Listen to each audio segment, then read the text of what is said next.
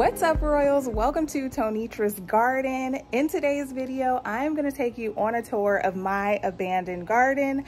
I'm going to show you what's going on since I abandoned my garden for about 2 weeks. And we'll just show you what's going on. Let's get right into this video. Okay, so let's start here in this little container area that I created. I have some zinnias, some dwarf zinnias here. I have some basil here and some Swiss chard over here. The zinnias from Walmart are doing wonderful in this container. I am letting some things go to seed, but since it's been so hot, these have been drying out a lot and they're actually doing really good. They're still blooming and doing their thing. So I highly recommend growing zinnias in the summer. Definitely a 10 out of 10, highly recommend. This basil, it's seen better days. This basil is from cuttings. I put the cuttings into this container and they have been growing and doing good a couple months back, but now they're just looking really shriveled up and yellow. The Swiss chard is looking the same. It hasn't done much growing since I planted it. I mean, it has, but it's all right. It's all right. Let's move on over to this planter box right over here. So if you guys remember, this is my grandmother's planter box, and I filled this planter box with cucumbers, basil, zinnias, more basil, and tomatoes in the back. This is its first season growing things in it, so I think it did well. It did well. I feel like it would have done better if I would have started this planter box in the fall and not in the spring, because our springs are very short and our summers are very harsh. So once summer hits, it's a wrap. You know, you're not gonna really get much off of your plants during the summer. But I did get some tomatoes that don't look super great, so I just left them on there. But you know, we've got some blight going on. We've got some yellowing because, let's be honest, in 100-degree weather, who wants to be in the garden trying to garden and the heat is just unbearable? So this is what it looks like. We have some basil going to seed, which is wonderful. I'm excited about that because I'm not the type to let things go to seed. So I'm excited to harvest some seeds off of these plants. This cucumber is a Space Master. It was doing super well until the heat really kicked in, and it's been flowering, but no cucumbers. So that just tells me it's too hot, and I haven't been fertilizing because I just don't think it's worth it at this point to, you know, waste my fertilizer on plants that are not going to produce anything. But I'm not super mad at it. I feel like the soil needs a little bit of work. It needs some more nutrients and everything. So we'll go into season 2. We'll see how the plants do once I revive the soil, put some more nutrients in there, and it'll be our second season. So moving on to our garden desk area. Ooh, there's a spider web. I probably shouldn't be sitting down here because I'm really scary, but nothing has been going on here whatsoever. This stuff has been out here for weeks, getting rained on, getting sunburnt. So it's just like a desert. My lavender died. All my tools are probably rusted and unusable. All of my garden gloves are probably molded and need to be washed.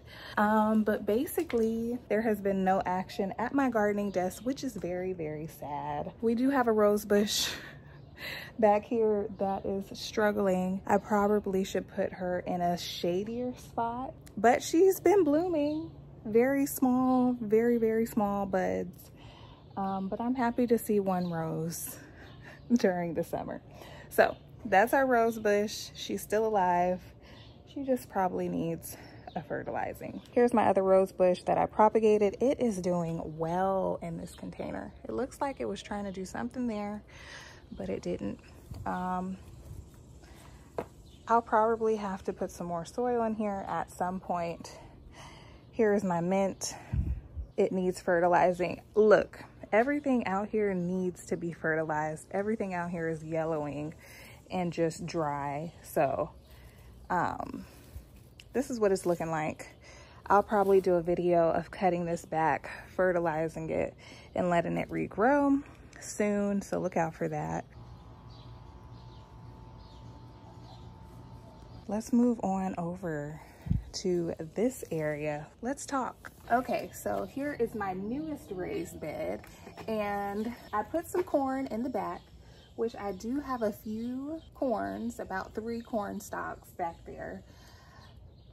I'll probably pull those out, but we got some corn back there. We have our roselle. I am so excited about this roselle. It took a while for it to grow, but once it started growing, it's just taken off now. It's doing really well in these high temperatures. So if you are in a similar climate to mine, I would highly recommend growing roselle. It's gonna do amazing. And then we have some okra that I put right over here. It's doing good as well. And I did put some sunflowers in that. A couple of them popped up, but nothing happened. So I don't know if that's due to the high temperatures. The seeds aren't germinating well. I don't know. But this bed is not doing that bad. I can say this is my first season growing in this bed, so the soil does need some work. So we're gonna work on that, Allie girl, for the fall and get the soil right. But that is an update on this. The roselle is looking amazing. I cannot wait to get a harvest from it.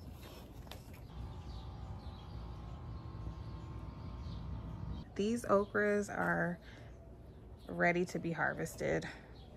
I let them go a little too long. This one I could still harvest, but that one is a done deal. They're doing okay.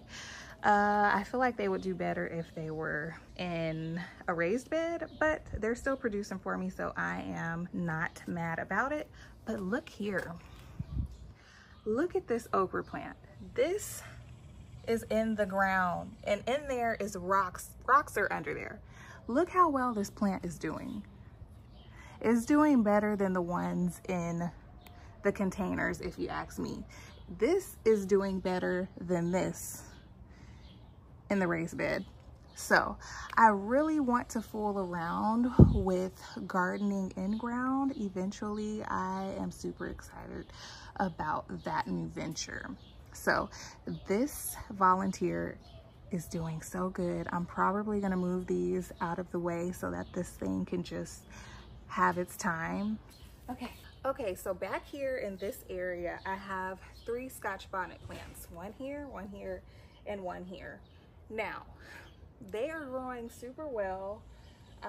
They could use a fertilizing, but they have not produced any peppers. And I think that's because it's so hot and I haven't fertilized. So I haven't got not one pepper off none of these plants.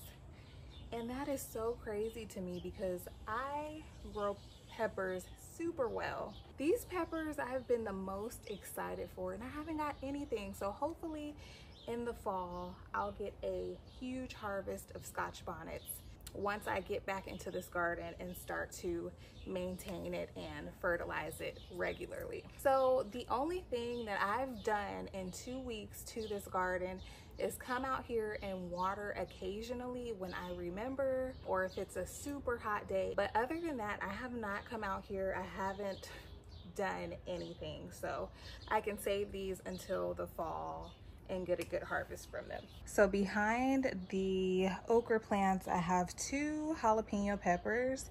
And this is my first time growing these peppers in self-watering containers. And I don't think it was a great idea because the containers are catching water and keeping water. And I don't think peppers like that much water. So I haven't really got much of a harvest off of these, maybe 2 peppers, and that was it. So I won't do this situation again, but I feel like maybe the okra plants would like a self-watering container like these 2.